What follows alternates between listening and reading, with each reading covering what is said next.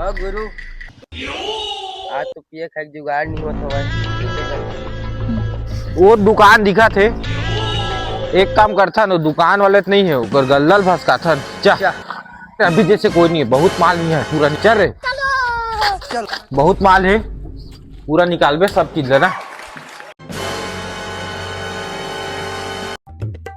गुटकल है, पैसा झाट रहे हैं, गुटकल झल ले पूरा देख।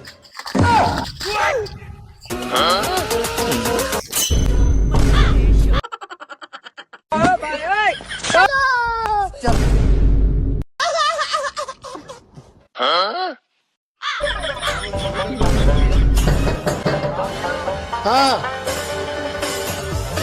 यार कैसे यार दुकान में भाई बर सरपंच करे ले घूँ सरपंच ओकर फैसला करी भाई।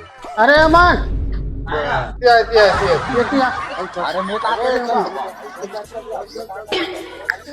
अरे मैं क्या करूँगा, मैं क्या करूँगा, मैं क्या करूँगा। अरे यार मैं क्या करूँगा।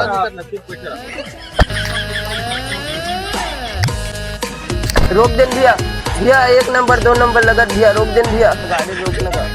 चल भाई गाड़ी वाड़ी नहीं रुके, सीधा सरपंच के घर में रुका। नंबर 2 नंबर एक साथ लगा भैया। रुका नहीं मेरे पास बहाना मारता। कहाँ गए सरपंच साहब? चोरी वाले मामला है, मतलब समझाना है लेखा में। चलो तो ये कौन है बे? कौन है रे?